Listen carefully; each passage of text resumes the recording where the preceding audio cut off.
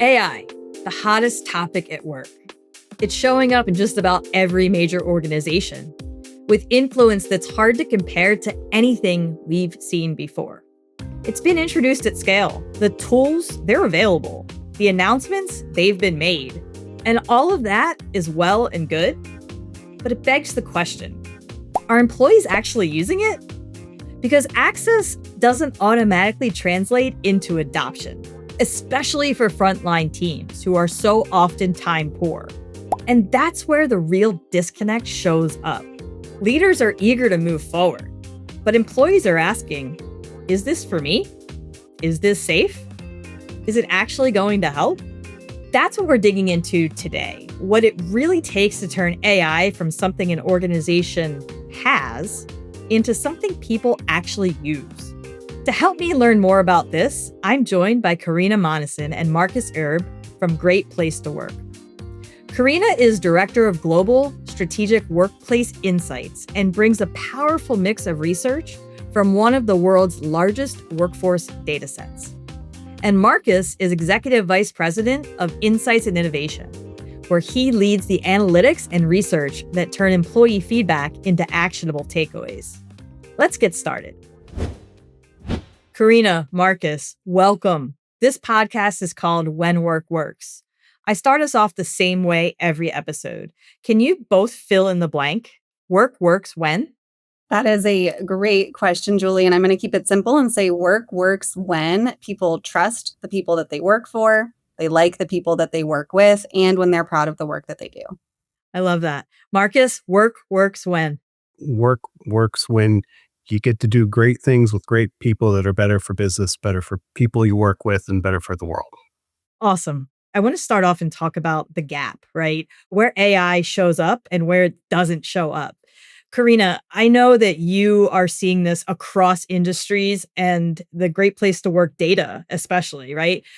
Where is AI showing up clearly today and where is it still not showing up at all? We are seeing AI usage much more when it comes to knowledge work, right? And I think that makes a lot of sense because it is a digital tool, especially the rise of Gen AI, which of course is only one type of AI, but we're seeing a lot more Gen AI than other type of AI tools. And I think even there, we've seen what it's being used for evolve very rapidly, even within the last 6 months. So for a while, I think people were primarily using it for things like email composition or drafting documents, doing data analysis, meeting summaries, all of these things that definitely alleviate some work and are very good at summarizing. But more and more, we're starting to see just in the industry research that people are starting to use it for more strategic decisions as well. Frontline work is an area where we still have not seen nearly as much adoption. And if we look at it industry-wide, we see industries like technology or finance or professional services having very high usage rates. And then when we start looking at areas like production and frontline roles, we see lower usage. And so I've seen this called a silicon ceiling. I think it has a pretty nice ring to it. And another interesting tidbit is that from everything that I can see, daily AI usage is certainly concentrated more with leaders and managers, even than the staff that they're leading. And so I think that's, in a nutshell, what I've seen. Let's talk about the disconnect. What gaps are you seeing between executive enthusiasm and frontline use? And what do you wish executives would ask frontline workers to understand the lack of adoption? That is a great question, Julie. And we're hearing that from a lot of senior leaders right now. Over the last year or two, all these great promises, executives are spending the money, making the investment in those today and saying, oh, we could get all these benefits. And they're finding, even though the technology is out there and getting more and more prevalent, frontline workers aren't picking up because they're saying, what am I supposed to do with this? And it's not really working for my role. So there's this enthusiasm gap between what executives are experiencing and seeing and wanting, and them really understanding what's happening on the front lines for employees when they're redoing an email with Copilot or with Claude or with whatever app they're using. Is it really helping them or not? And I think often workers are saying, this isn't really going to help me at all. So there's still a big bridge to go between what executives are hoping for, the return they're hoping for, and getting the understanding and empathy so that employees can actually learn like what's going to make it work for them more and more. I find that a lot of times you have a leader or an executive who will say, well, just use AI or just have AI help you. But I'm curious, like, what does that even mean, right? Because I feel like there's a problem, and then we have to look at that problem and say, okay, what tool can help us to solve that problem? And which AI tool should we invest our dollars in order to get to that end state?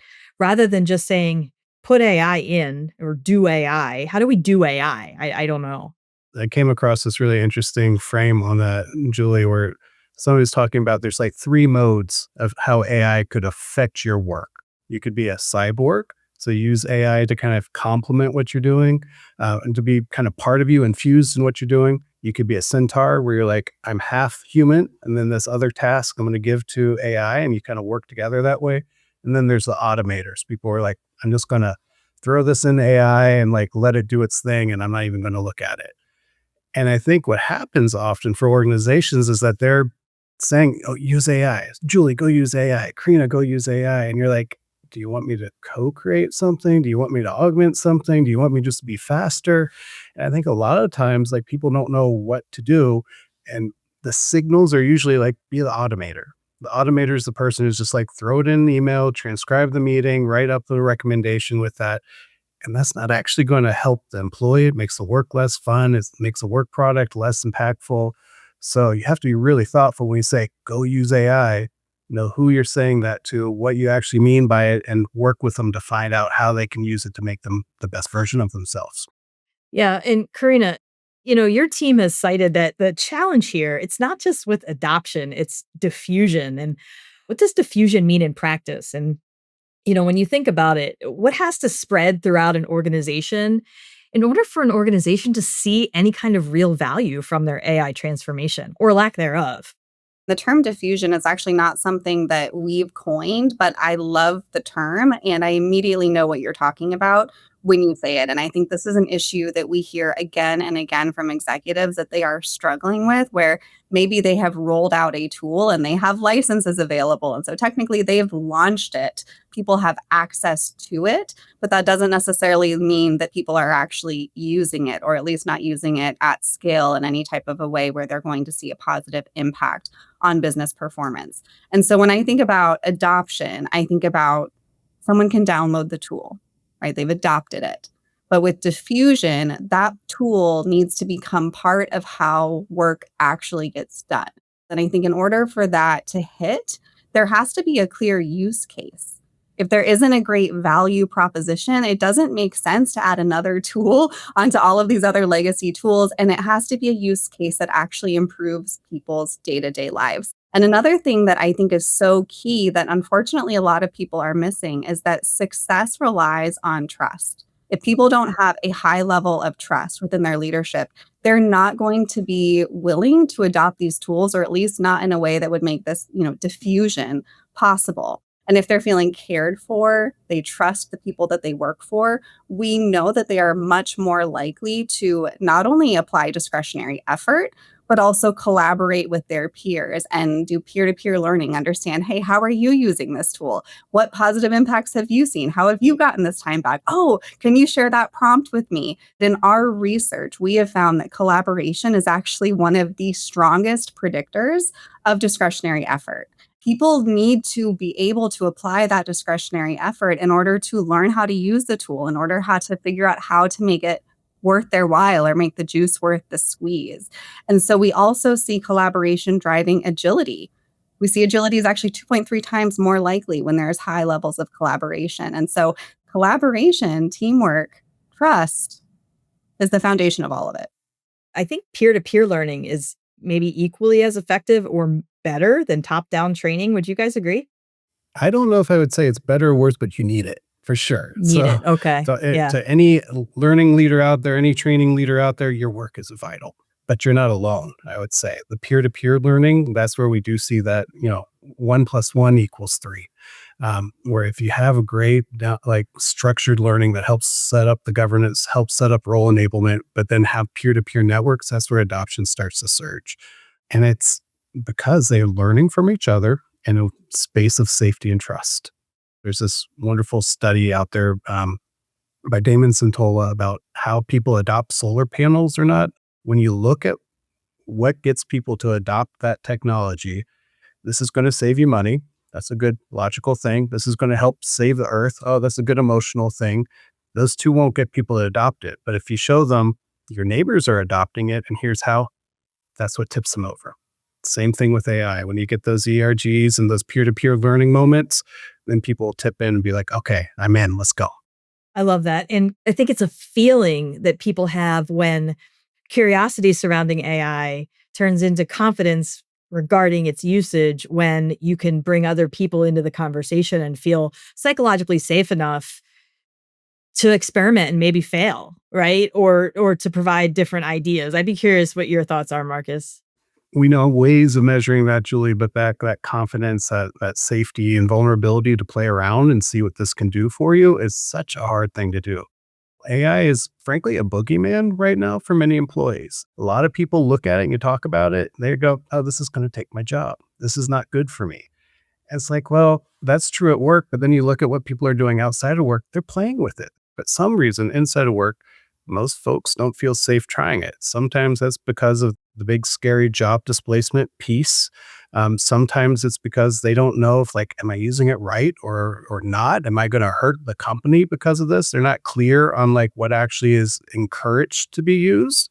And then there's still this little bit of stigma to using it. Like if you do something cool with AI, you don't feel like you get the credit. And that's especially hard if you're already somebody who's like, I'm not going to get credit anyways because of my job or my background or my experience, whatever it is.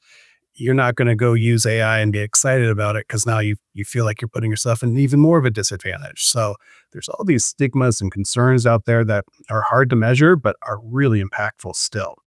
I'm always curious about when we scale for growth or when we scale for adoption, what are the governance decisions that have to be made regarding those things at an organization?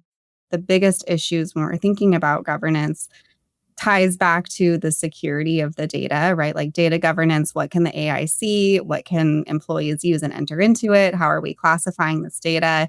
We have some fantastic data about how when employees feel that they will be celebrated for trying new things, even if it fails, how much that drives agility and adoption and innovation and all of these things. And I think AI is just a perfect use case for that.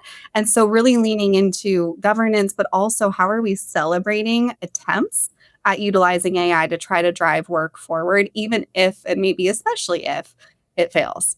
I think some of the best AI tools are the tools that we don't even know are working because they're just part of our lives. If you've ever used a map from your phone to get you from point A to point B, you're trusting AI, which really kind of brings up a question regarding the frontline and user adoption. Because if we look at specifically those frontline teams, what do you think are the most common reasons that adoption stalls, even when the tools are technically available, specifically for the frontline worker? Not knowing what it means for me, how am I supposed to use this, feeling safe enough to ask that question and to get a meaningful answer. And I think just seeing it role modeled within their teams by their leaders too. Because then the leader's saying, I tried this, this is what worked, this is what I learned doesn't work, here's what I'm going to do next time. That story alone makes the team go, oh, okay, I can use this and I see how this might work and it's okay. Marcus, I loved that you touched on leaders actively supporting and sharing their best practices and sharing how they're using it, because we actually have some data that finds that employees are 2.5 times more likely to use AI when they see their leaders actively supporting it and especially sharing, right, how they're using it, how they're getting excited about it. And we see that employees are 2 times more likely to use it when leaders show them how it can benefit them in their roles. Like, here's the use case, here's exactly how you can use it. So I think it is really interesting how we can frame it like that and how we can go from here's the fear to here's now I'm excited about it. Now I want to use it and I can see the potential to not only help the business, but also to help me, especially if I trust my leaders. We see data points that show employees are going to follow their manager. 70% of team engagement can be attributed to the manager. If my leader is saying, no, we're not using this, or this is the way we've always done it, or I don't trust these tools, right? Employees are likely going to follow, which again, we keep talking about all of these different things. It all comes down though to trust, trusted technology as well. And then also to have I would say a mindset of curiosity and enablement. When you look at workflows and a frontline task, right? Where should AI help, but it hasn't yet? And why do you think that might be? I think about customer service centers.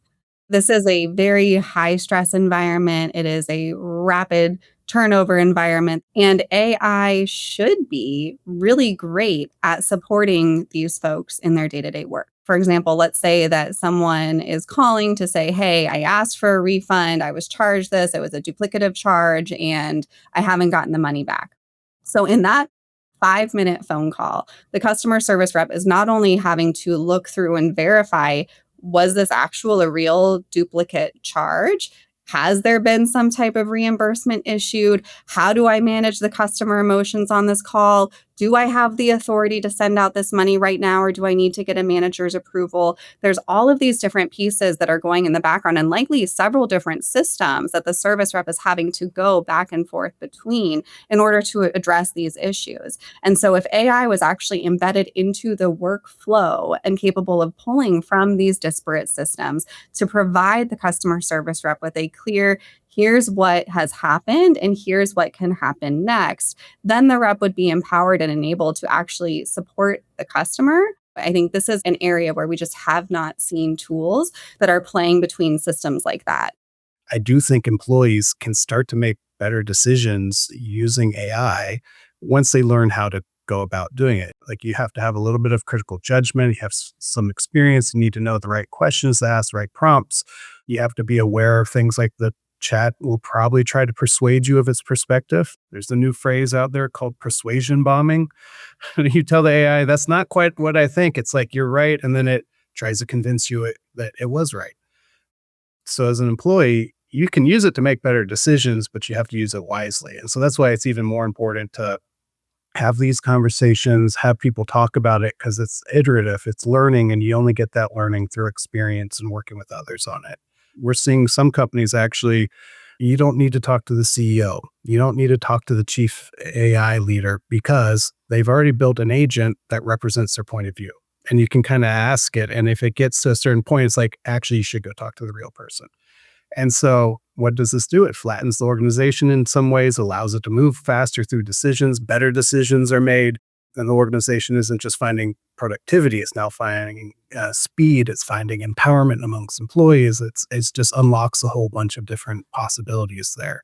I love the terms that you guys are bringing to my attention here. What was that called? Persuasion bombing? Yes. Very, very interesting. And I bet you, based on whichever tool you're using, that persuasion could go a number of different ways in a number of different directions. But now that you mention that, I understand and I've seen it actually happen to me. So thank you for that new term. I actually have a very embarrassing personal example that I can't believe that I'm sharing. But several weeks ago, my agent of choice convinced me that I actually had tuberculosis. And my 8-month-old daughter was definitely going to die. And I definitely had to go to the emergency room immediately. And there's a long story as to how we got there. But I like to think of myself as a fairly intelligent person. I'm very research driven, very data driven. And the fact that it was able to play on my emotions the way that it did, failed to mention how rare tuberculosis is, failed to mention the fact that if you're not an IV drug user or visiting, third world countries on a regular basis, it's incredibly unlikely. And I did. I went to the emergency room immediately and essentially got laughed at. So Wow. it was very persuasive, I must say. Well, I'll tell you, that's just one example, I guess, of why human intervention will always, be needed. And I agree. Like, we're becoming reliant on these tools. And I think sometimes what happens is that we become overly reliant and we'll trust anything that they say. I think there's two ways to think about that, right? I mean, the first one is using these large language models, but then the second one is looking at your own workforce data, your organization's data in a closed setting, which I think really can become that trusted source of truth. I think that's where the real power comes in, and we can start to really trust the output even more. I don't think there is a single leader out there right now who would disagree with the fact that your people still are your greatest asset. listen to how they're actually feeling, listen to what their experience actually is, because that's probably the least biased data you can possibly get that has the largest outcome. And certainly coupling that with your workforce management data, coupling that with the outputs that you're getting from these AI tools, it really all comes together to paint a very holistic picture. But I think the fact that we can get a little bit overwhelmed by what these machines are telling us means we must be listening to our people more than ever before. Karina, you just brought up a great point, an example. We're talking about technology, but it's a people change. And this is a human change. And so it's new technology, yes, but it's about how people adopt it. What is the root cause of the hesitation or the fears that frontline employees have, especially frontline employees? Because we've established that knowledge workers are utilizing these tools in earnest, but it's really the frontline workers who feel like they're being left behind a little bit.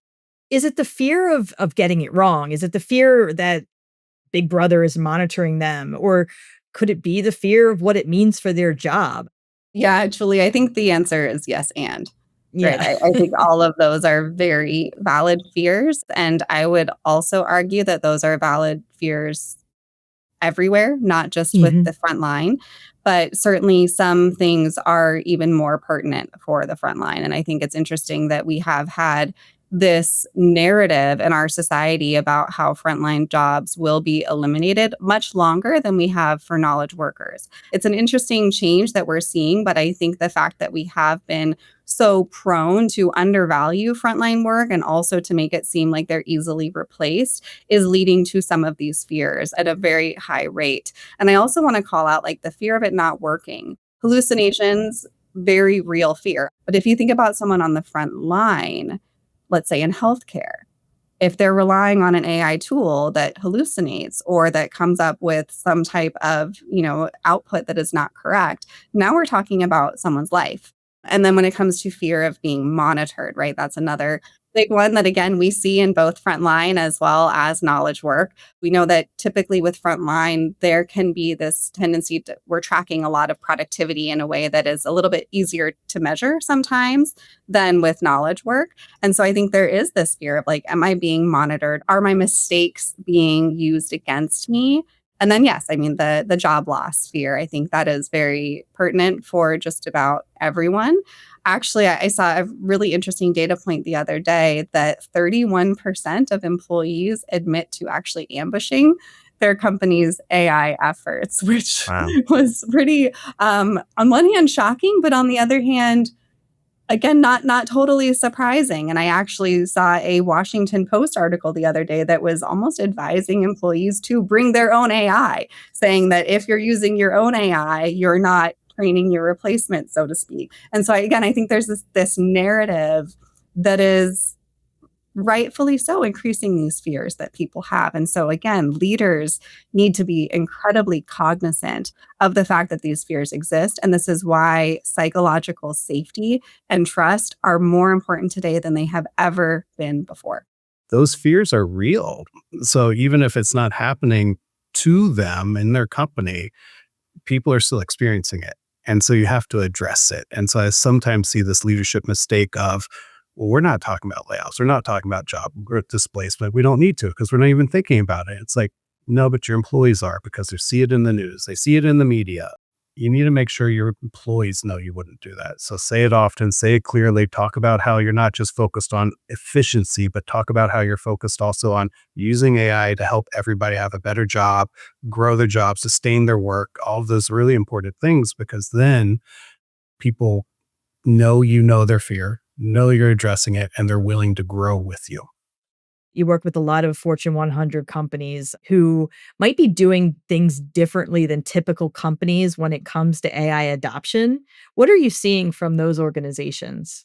We actually just had our 2026 100 best rollout. And so we have some fresh data on exactly what these companies are doing differently. And what we see is that regardless of what their tech stacks look like, These companies are better prepared to enter into this new era of AI because they operate from a foundation of trust. 81% of employees at the 100 best companies say that their workplace is psychologically safe and like emotionally healthy. And what we see is that this is 56% at typical workplaces. So this is a huge increase at these 100 best companies. And so we know that they're safe. So that in turn means that they are less likely to be afraid, right? It mitigates any fears. It fosters trust. It fosters confidence and leadership.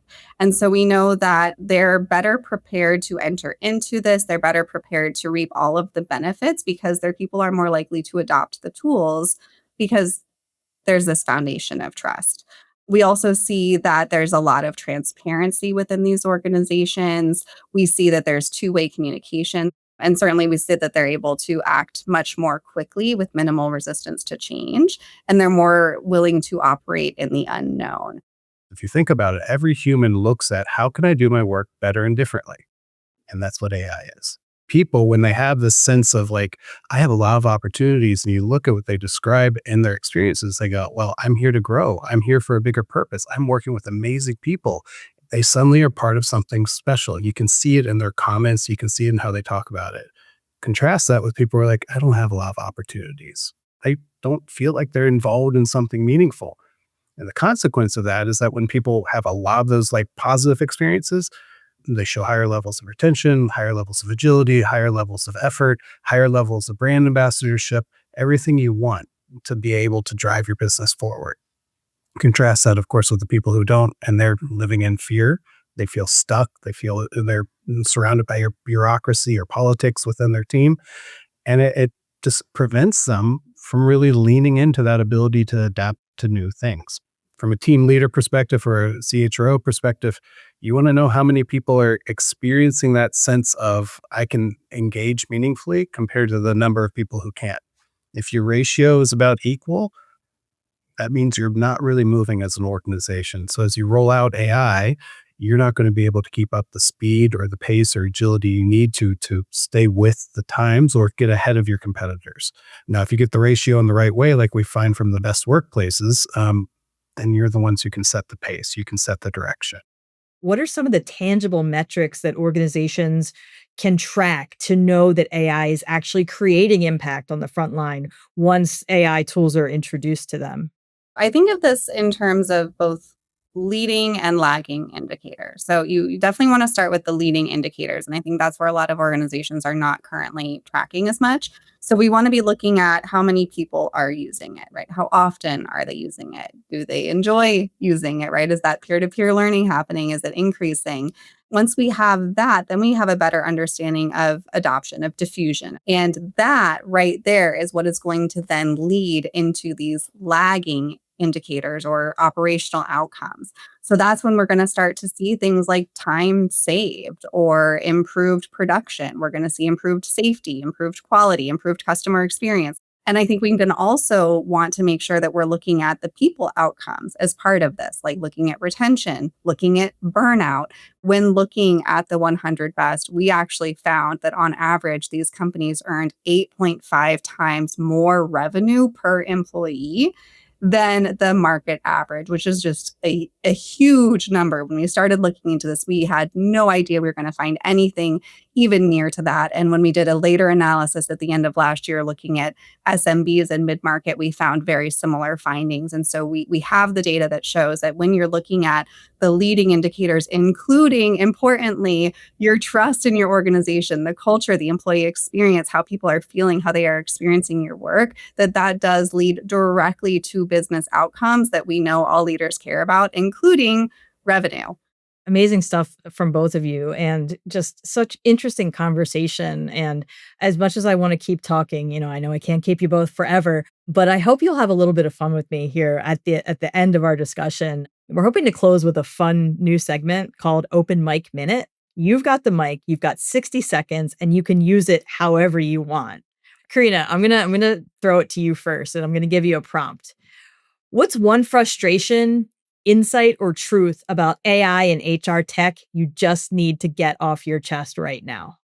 The thing that I want to get off of my chest is that we are so focused on efficiency when we're talking about AI that I think right now that undoubtedly AI is speeding up how quickly we can accomplish certain tasks.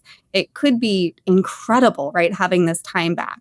But I think in reality, what we can see if we're not careful is that it's not necessarily relieving burdens or giving people back free time, but rather it is just now the pace of work is even faster and even faster and even faster. And I think that it can drive more burnout if we aren't careful at managing this with our teams, especially because there is a mental burden of learning how to utilize new tools, of completely changing how you're working, how your business is working, how your team is working. I feel like we saw it so clearly after the pandemic with the Great Resignation of the cost of having this rapid go, go, go, high stress innovation. We don't know what's happening, uncertainty, go, go, go. Eventually, people's nervous systems start to kind of shut down a little bit, and that we see the burnout, we see the disengagement. And so I think that there is so much opportunity to do what we've been dreaming of with this technology. But I think we can find a happy medium of driving the best outcomes for the business, of really leaning into AI to do this incredible work that it's capable of, but also taking care of our people in the process. Fantastic. Marcus, you're up next. What's one frustration, insight, or truth about AI and HR tech you just need to get off your chest right now? Efficiency brings two dark sides, two downsides that I think leaders have to pay attention to. And if they don't, we're going to be in trouble in 3-5 years when everybody has the technology out there. The first is that as AI gets out there, people become more efficient with it. We start to lose the opportunities as humans to learn from each other, from the work itself, to learn by making mistakes. If you take away those experiences from people entering the workforce, they're not going to be able to grow into the professionals that they could become. If you think about a scatter plot, you think about the trend line across the middle, AI will bring you to that trend line, but it won't take you to the positive deviation, that creative moment, that a different perspective, somebody with a little bit different life experience, perhaps a quieter voice, perhaps, that could have brought up. Because AI is not focused on that. It's focused on the median, on the middle, on the trend line. And as a business, you start to lose those innovation moments. As individuals, you lose that creativity. And so you actually make work less human. Fundamentally, we have to keep paying attention to the human side of this work to make work for everybody. I want to thank Karina and Marcus for such a thoughtful conversation. AI is one of those topics where it's really easy to get swept up in how shiny and fast-moving it is and miss what it takes to make it work in the real world. One thing that really landed for me is this. AI adoption isn't just about automation. It's about collaboration. It's about how people and technology work together in the flow of a real shift, a real customer interaction, a real decision that has to be made quickly. And organizations getting real value aren't treating AI like some sort of separate initiative. They're building it into the workflow. They're grounding it in clear use cases and being upfront with their teams about intent. So that way people know this is here to support them, not replace them. So if you're leading through this right now, here's the takeaway. Start with trust. Train by role. Anchor AI in the work people already do. Address fears directly, whatever those fears may be for your workforce. And also put guardrails in place so the safe way to use AI is obvious and accessible. Because at its core, technology should lift people up, not set them back. Thanks for listening to When Work Works. Follow or subscribe wherever you listen, and we'll see you next time.